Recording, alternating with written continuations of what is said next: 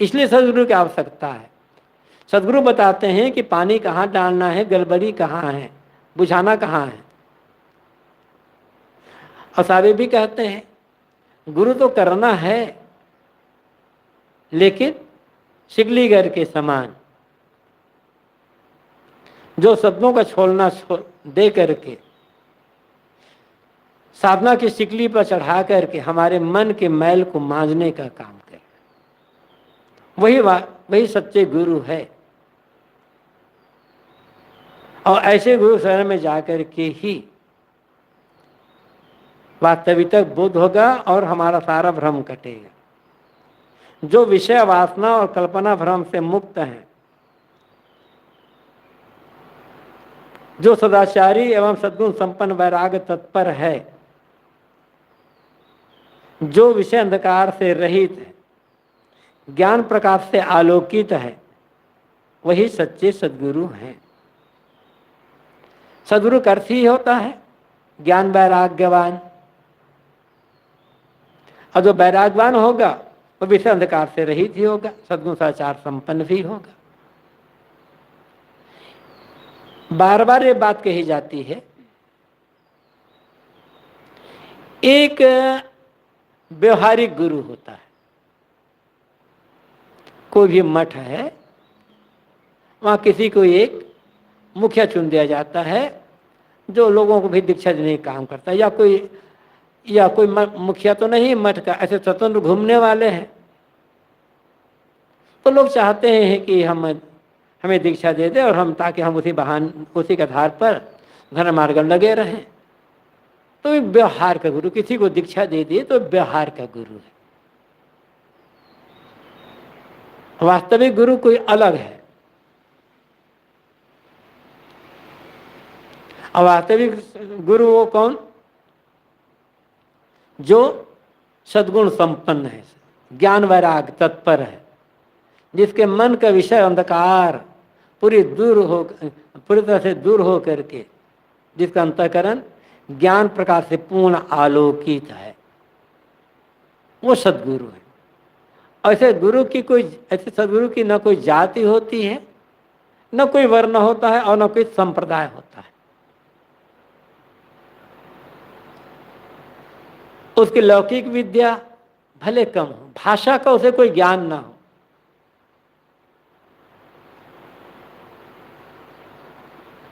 बहुत उसे प्रवचन करना आता हो या ना आता हो, ये कोई बड़ी बात नहीं।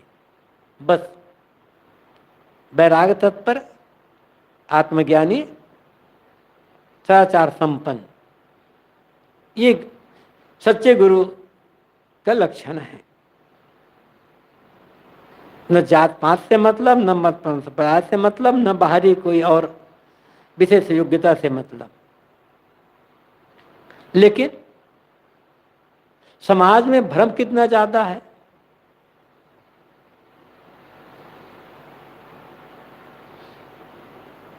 लोग कल्याण तो चाहते हैं, शांति तो चाहते हैं, भ्रम मुक्त भी होना चाहते हैं, लेकिन परंपरा का मोह छोड़ना बड़ा मुश्किल हो जाता।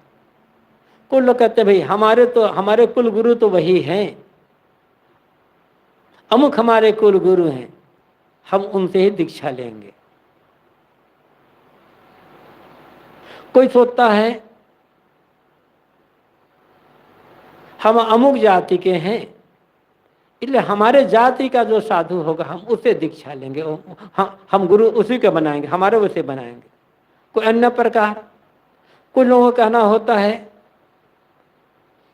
हम तो उसी गुरु के पास जाएंगे, हम तो उसी गुरु मानेंगे जिसके पास ज्यादा पैसा हो, ताकि समय पर कुछ मांग सके गुरु जी को।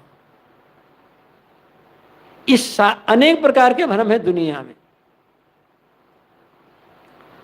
लेकिन इससे केवल भटका के अलावा कुछ होता थोड़ा है, भ्रम भले हो जाता। इसलिए न परंपरा का ख्याल, न जाति, न वर्ण, न पढ़ाई लिखाई, न मठ मंदिर, केवल ज्ञान वैराग्य संपन्न, यही सच्चे गुरु का लक्षण है। किसी से कोई, हाँ, अब इससे गुरु से भी कोई दीक्षा ले लिया, उतने से काम नहीं होना है। उन्होंने जो ज्ञान दिया उस ज्ञान का जब आचरण होगा तब काम बनेगा। और उसके लिए बराबर प्रश्न भी करते रहना होता, पूछते भी रहना पड़ता है। क्योंकि सच्चे जो ज्ञान वैराग संपन्न गुरु हैं, साधना के विषय में जो भ्रम होते हैं मन में, प्रश्न उठा करते हैं, उनका समाधान वहीं से होगा, केवल कोई परंपरा गुरु से नहीं होगा या अमुक जाति वर्ण वाले गुरु से नहीं होगा, उस रहने में रहने वाले हैं उनसे होगा। इन प्रश्नों का समाधान, उत्तर वहां से मिलेगा।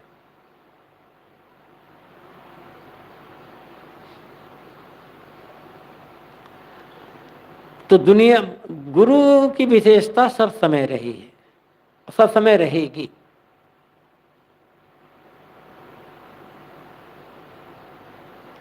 तो गुरु नाम का दुरुपयोग भी बहुत किया गया है। और लोग ये भी हो जाते हैं, किसी गुरु से दीक्षित तो हो गए, किंतु संदेह दूर नहीं हो रहा है, सही मार्ग नहीं मिल रहा है शायद।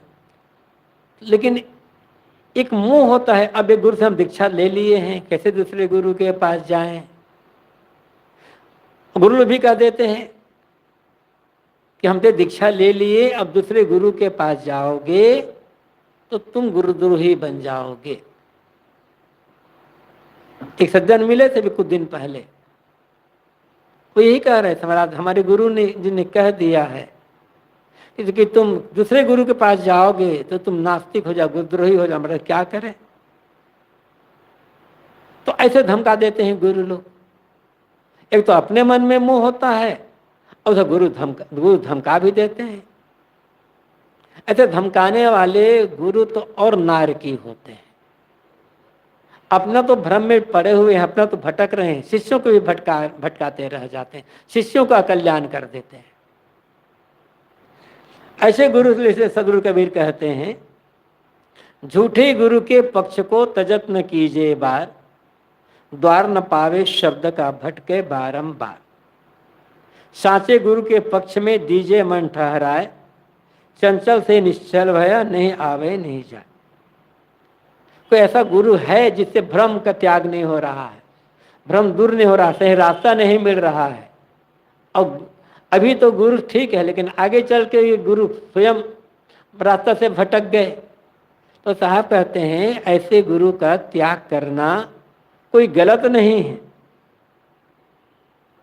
ऐसे गुरु के मुंह में पड़े रहना, ये तो जिंदगी भर भटकते रह जाना होगा।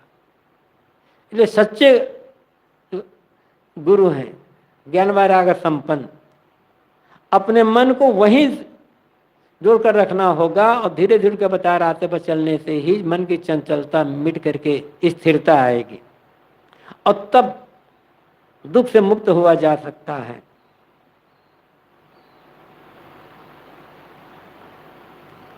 जिस प्रकार भूखे को भोजन, रोगी को औषध और डूबते हुए व्यक्ति को नौका पाना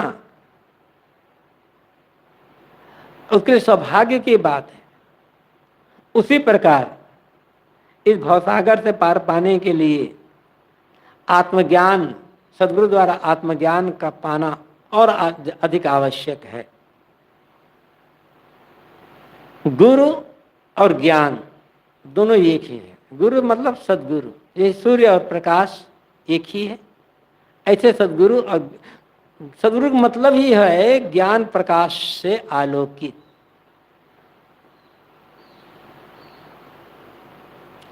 इसलिए कहा गया है सभी देवों में श्रेष्ठ देव गुरु है, गुरु से बड़ा ना कोई, इसलिए कहा गया।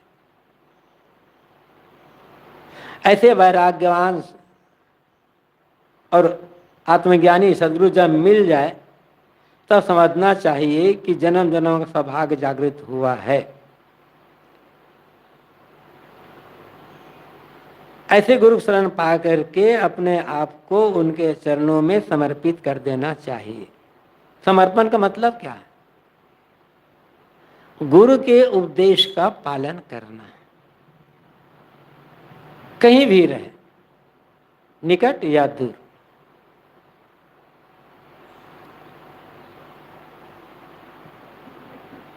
शिष्यों के तन मन धन को अर्पित कराने वाले गुरु तो बहुत मिल जाते हैं,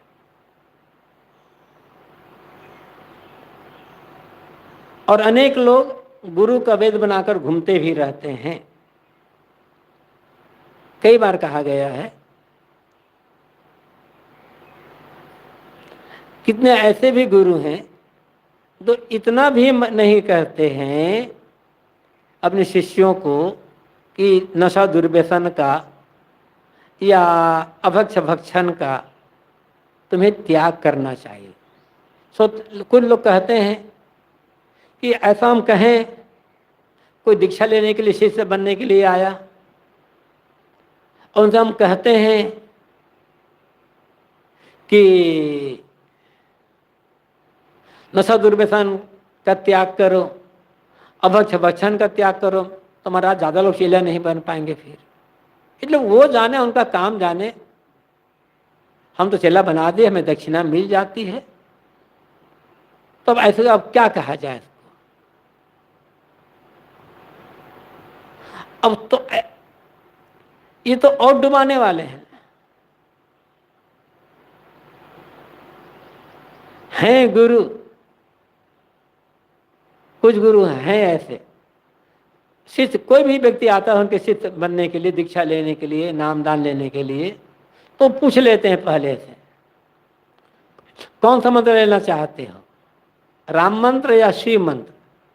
राम मंत्र लोगे तो नशा दुर्व्यसन जितना भी है, गांजा भांग बीड़ी सिगरेट, नशा दुर्व्यसन, मांस मछली अंडा सब छोड़ना पड़ेगा, और शिव मंत्र लोगे तो सब चल सकता है।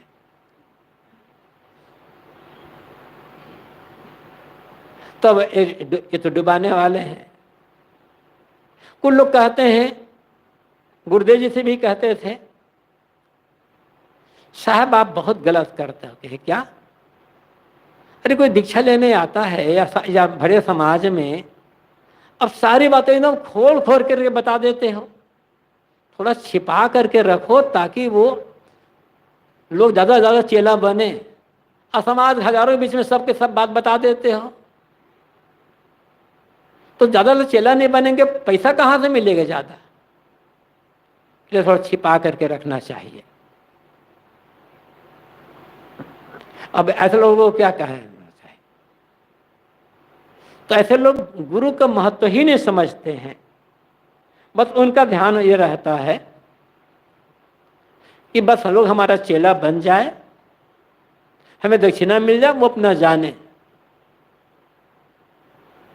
उसी के लिए तो महात्मा लोग कहते हैं ना व्यंग में, कान में कर दिया कुर, तुम चेला हम गुर, रुपया पिछड़ धर, तर चाहे मर।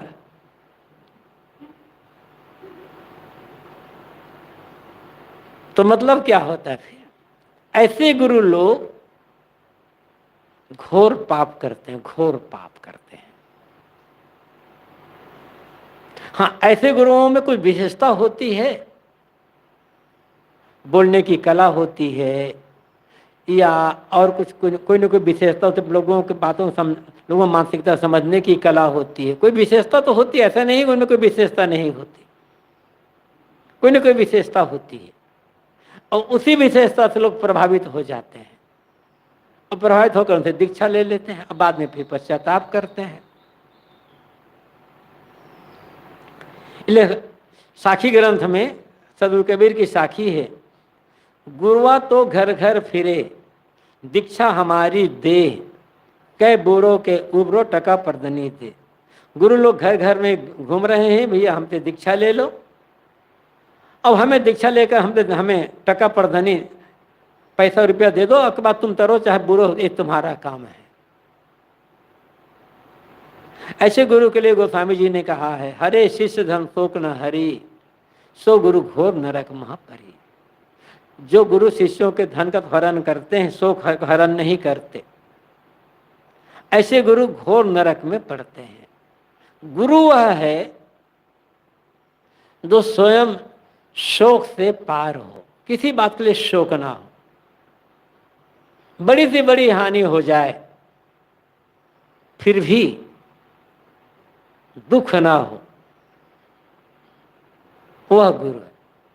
और जो शिष्यों को, लोगों, समाज को शोक से, दुख से मुक्त होने का रास्ता बताता हो, वो गुरु है। और जो स्वयं शोक में डूबा हुआ है, स्वयं दुख में डूबा हुआ है, वो गुरु कैसे हो सकता है? तो ऐसे लोग जो केवल लोगों को दीक्षा देकर के दक्षिणा ले लेते हैं, ऐसे गुरु बड़े भयंकर नारकी होते हैं। ज्ञान साहब ने उदाहरण दिया है अपनी पुस्तक में। एक संत थे, अच्छे ज्ञानवान, वैरागवान तो थे, लेकिन मन में भ्रम, सैद्धांतिक भ्रम उनका था। गए एक जगह से दीक्षा लिया और क्या, बेटा राम राम जपो, राम का भजन करना, राम की पूजा करना, यही दुनिया से बेड़ा पार होने का रास्ता है। राम मान देकर चले गए। कुछ दिनों पश्चात वहां पर बीवी की पारखी संत का आगमन हुआ। कई दिन सत्संग चला तो फिर इसमें मैं कौन हूँ, स्वरूप बोध, संसार की वास्तविकता, संसार की क्षणभंगुरता, दुख रूपता और अनेक प्रकार की बातें आई। और कहा गया कि जब तक अपने स्वरूप का ज्ञान नहीं होगा, मैं का ज्ञान नहीं होगा, तब तक परमात्मा का ज्ञान नहीं हो सकता, तब तक बंधन कैसे कटेगा। तो भगत को भी लगा कि हमारे गुरु ने बताया नहीं, हमारे गुरु ने तो केवल हमको राम राम कहना कह दिया। तो अब की बार आएंगे गुरु जी तब पूछूंगा। कुछ दिन 50 के गुरु आ गए, उन्होंने सेवा सत्कार किया। फिर बैठे तो साहब ने सत्संग में कहा, गुरु जी आपने हमें दीक्षा तो दिया, लेकिन ये तो नहीं बताया कि मैं कौन हूँ, ये संसार क्या है, संबंध हमारा कैसा है, हम दुख से मुक्त कैसे हों, कल्याण साधन कैसे, तो नहीं बताया। अरे बेटा जरूरत नहीं है जानने की, केवल राम राम जप इसे बड़ा पाए। गुरु जी राम राम तो जपना है, लेकिन हम कौन है आखिर? हम राम राम तो जप रहे हैं, लेकिन हमारा दुख दूर नहीं हो रहा है, कैसे करें? बेटा ये सब जाने की जरूरत नहीं है। राम लक्ष्मण सीता यही भागवत यही गीता, बस इतना जपो।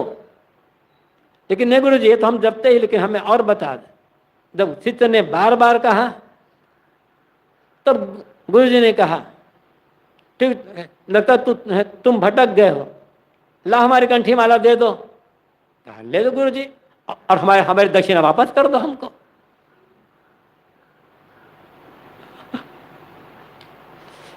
तो बात यह साहब कहते हैं, केवल धन तो दे दिए, धन तो ले लिए, पूजा तो ले लिए, लेकिन दुख से मुक्त होने का रास्ता नहीं बताए। किसका कल्याण होना है, कल्याण का मार्ग क्या है, यह बताने की आवश्यकता नहीं है। अब ये एक ही बात नहीं है, अनेक गुरु ऐसे हैं, अनेक मत में कहा जाता है अमुक नाम का जप करो बस, न त्याग, न साधना, न संयम, न कोई रास्ता नहीं है। एक और इसलिए संतों ने सच्चे गुरु को महत्व बताया तो ये भी कहा कि जो झूठे गुरु है उनसे बचने की आवश्यकता है।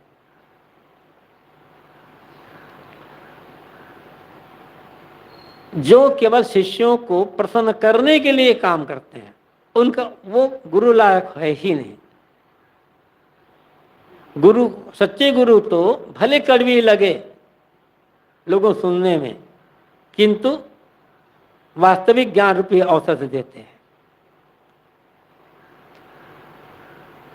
साखी ग्रंथ में सदगुरु कबीर की एक साखी है जिसका बहुत दुरुपयोग किया जाता है। शिष्य तो ऐसा चाहिए सर्वस्व गुरु को दे, गुरु तो ऐसा चाहिए तामे कुछ भी न ले। तो गुरु लोग कहते हैं, देखो कबीर साहब स्वयं कहते हैं, शिष्य तो ऐसा चाहिए सर्वस्व गुरु को दे। शिष्य ऐसा होना चाहिए जो अपना सर्वस्व गुरु को दान कर दे। तो इस प्रकार से दान कराने वाले लोग मिलते हैं। लेकिन लेकिन अगली पंक्ति क्या है? गुरु तो ऐसा चाहिए तामे कुछ न ले, गुरु को ऐसा चाहिए उसमें कुछ भी न ले। तो कुछ लोग कहते हैं, देखो कोई साधु आए, संत आए, गुरु आए और शिष्यों ने कुछ उन्हें दान दक्षिणा दिया, तो दोनों कहते हैं अरे महाराज कबीर साहब ने कहा है कि गुरु को ऐसा चाहे कुछ कहा कुछ न ले, आप तो सबको ले रहे हो, कबीर साहब की बात नहीं मान रहे हो। तो ये इस साखी का अर्थ क्या है? शिष्य तो ऐसा चाहिए सर्वस्व गुरु को दे, गुरु तो ऐसा चाहिए तामे कुछ न ले। आखिर साखी का अर्थ क्या है? साखी का अर्थ है शिष्य को ऐसा होना चाहिए कि अपने तन मन वचन के सारे विकार गुरु को समर्पित कर दे। अहंकार, स्वार्थ, ये बाहरी रुपया पैसा धन जमीन जायदाद समर्पित करने की बात नहीं है। अंदर का जो अहम भाव है, स्वार्थ है, मन की मलिनता है, विषयों का विकार है, कुछ भी ना बचाए, अपना मन के सारे विकारों को, दो दुरुणों को गुरु को समर्पित कर दे। गुरु शिष्यों के विकारों को दक्षिणा ले ले, लेकिन गुरु ऐसा चाहिए तामे का संत, गुरु चाहिए कि उनमें से शिष्यों के किसी दोष को लेना नहीं है, बस अर्पित करवा लेना है, बस बात ये है यहाँ पर है। लेकिन ऐसा लोग अर्थ नहीं लगाते, केवल बाहरी अर्थ लगा लेते। अर्पित कराने गुरु को यह अहंकार नहीं होना चाहिए कि मैंने शिष्य का सब कुछ अर्पित करवा लिया, सारे दोस्तों को छोड़वा दिया। अहंकार नहीं होता है, वो तो शिष्य की विशेषता जो गुरु की बात मान करके अर्पित कर देते हैं। गुरु को निर्माण और शिष्य को अपना सब कुछ, सारा अहंकार अहंता ममता समर्पित कर देने वाला, तब काम बनेगा। वैराग्यवान जो सद्गुरु हैं, उन्होंने जो हमें ज्ञान का दान किया, ज्ञान धन दिया और भटकते हुए से हमें सही रास्ता बता दिया, सही मार्ग बता दिया, ऐसे गुरु के उपकार का बदला किसी भी प्रकार से चुकाया नहीं जा सकता है। क्योंकि गुरु ने जो ज्ञान दिया वो ज्ञान अविनाशी आत्मा का ज्ञान दिया, और ऐसा ज्ञान दिया कि जिस ज्ञान का हम जीवन में आचरण कर सकें तो सदा सदा के लिए हम दुखों से मुक्त हो सकते हैं। तो गुरु का ज्ञान अमोल है, अमौलिक। और हमारा जो हम गुरु सेवा क्या करते हैं, भौतिक पदार्थ। तो दोनों तुलना ही कैसे हो सकती है? हम कुछ भी गुरु को दे दें, खत्म हो जाने वाला है, सड़ गल करके प्रयोग करके नष्ट हो जाएगा। लेकिन गुरु का अविनाशी आत्मा का ज्ञान तो खत्म नहीं होगा। तो कैसे हो सकता है?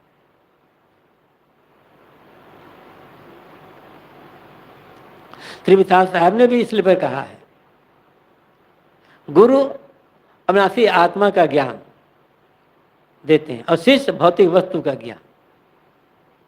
तो तुलना वहां कहां पर है? नाथ मानतम सेवा तुम्हारी बुद्ध अनासी चीजें, लाभ अक्षय पद मिला तुम्हें जब समता कौन करीजे।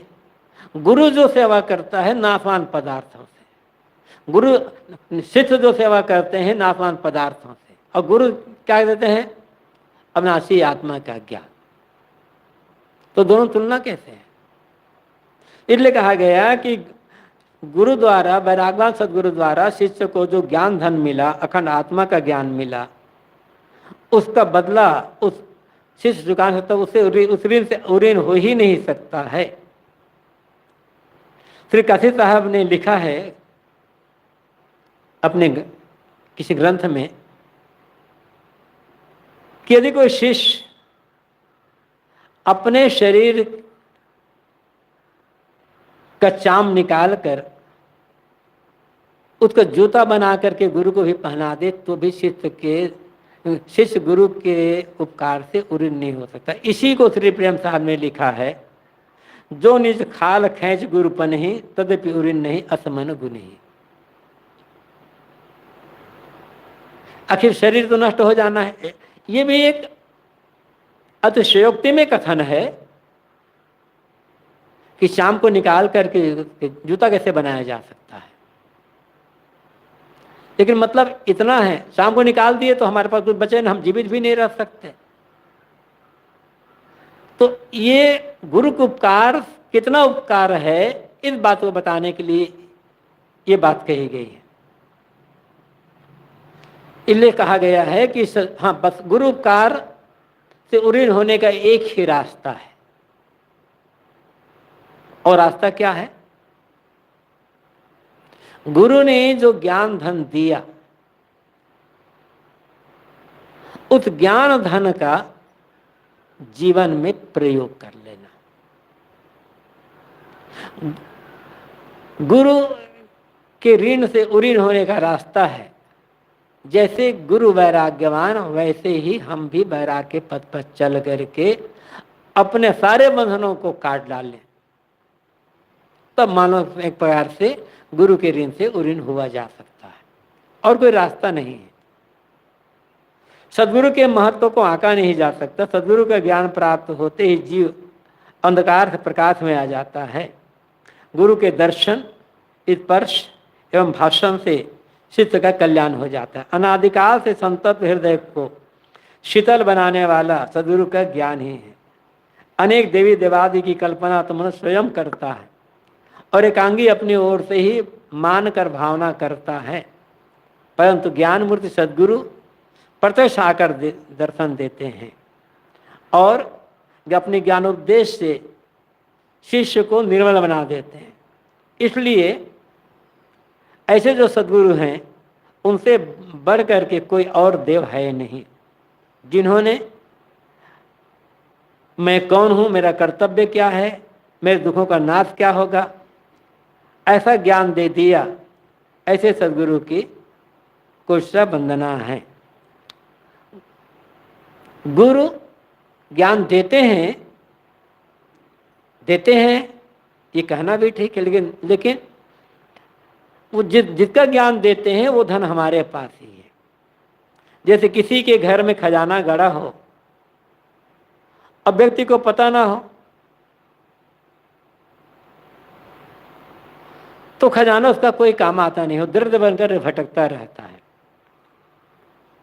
किसी ने सोचकर बता दिया यहां तुम्हारा खजाना है, खोदो, तो उन्हें खोदा, मिल गया और व्यक्ति का सौभाग्य उदय हो गया। तो देने वाले ने अपने आप से कुछ नहीं दिया, लेकिन मन बताया ही देना है। ऐसे ही गुरु का महत्व है। स्वरूप ज्ञान, जीव चेतन आत्मा हमारा अपना ही स्वरूप है, हमारे पास ही है, परंतु हम जानते नहीं थे। ज्ञान होने न होने से नहीं होने के बराबर था। सत्य जब गुरु आए, अज्ञान का पाठ को, अज्ञान का जो पर्दा से होता है दूर कर दिए, हमारा ज्ञान धन मिल गया, हमारा सौभाग्य उदय हो गया। इसलिए साहब कहते हैं ऐसे स्वयं को बोध देने वाले जो सदगुरु हैं, उनका महत्व अपार महत्व है और उनका ज्ञान धन को ग्रहण कर लेना, इसी में ही हमारे जीवन का कल्याण है, इसी में हमारा सौभाग्य है।